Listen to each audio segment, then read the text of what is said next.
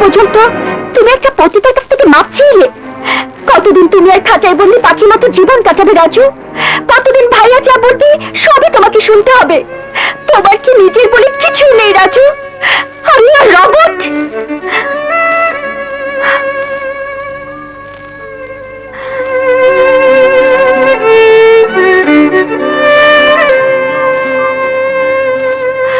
হ্যাঁ স্বপ্না, আমি রোবট। দুলাভাই যা বলবে আমি সব শুনবো। প্রয়োজন হলে দুলাভাইয়ের জন্য আমি আমার নিজের জীবনটাও দিয়ে দিতে পারবো। কেন দিতে পারি জানো স্বপ্না? আপার জন্য। যে আপা আমাকে না খাইয়ে কোনোদিন নিজে খায়নি, নিজের আগে আমার কথা ভেবেছে। আপার বোবা কষ্ট আমি সহ্য করতে পারি না স্বপ্না। আল্লাহ তো আমাকে এই আপার জন্যই পৃথিবীতে পাঠিয়েছে। কেন পাঠিয়েছে জানো? আমার বোনটা সহজ সরল, মুখ ফুটে কিছুই বলতে পারে না। আল্লাহ জানে তার এই বান্দার জন্য আমার মতো একটা ভাইয়ের দরকার আছে। আমি আমি সব কিছু সহ্য করতে পারবো স্বপ্না,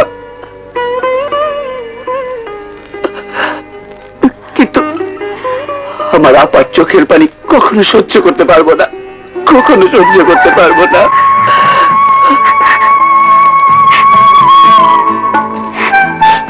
বড় ভাই বাহাদুর আইতেছে। লাগি যাও রে তালুকদার। ছি ছি ছি ছি, আরিফ চৌধুরী শালা রাজু বাহাদুরকে পুরো গ্রামবাসীর সামনে ইচ্ছা মতো পেটালো। আর আরিফ চৌধুরী কিছু বললো না।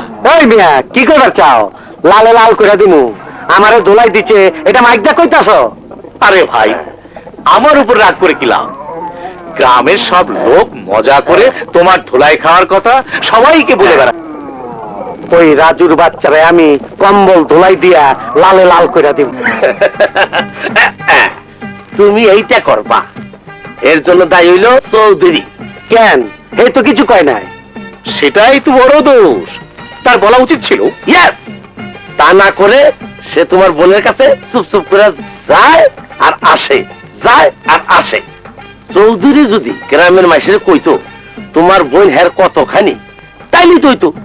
কিংবা তোমার বোনের লইয়া গ্রামে বেড়াইতো, বাস সবার মুখ বন্ধ হয়ে যেত। চৌধুরী খালি নিজের ইজ্জতের কথাই ভাবলো, তোমার ইজ্জতের কথা ভাবলো না। আরে আমি যদি তোমার বোনের মন পেতাম তাহলে তাকে মাথায় নিয়ে গোটা গ্রাম হাতে হাত ধরে ঘুরে বেড়াতাম। হ্যাঁ বাহ, আর তোমাকেও মাথায় দিয়ে রাখতাম।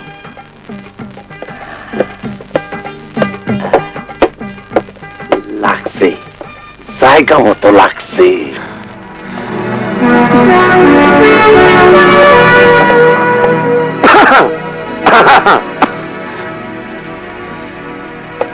আমার বইনের উপরে আপনি খুব অন্যায় করতেছেন। কিরকম? আপনি আন্দারাইতে আসেন, আবার চুপ চুপ করে চলে যান। আমার বইনটার হলে একবার বাইরেও যান নাই, অথচ বইন আমার খুব শখ।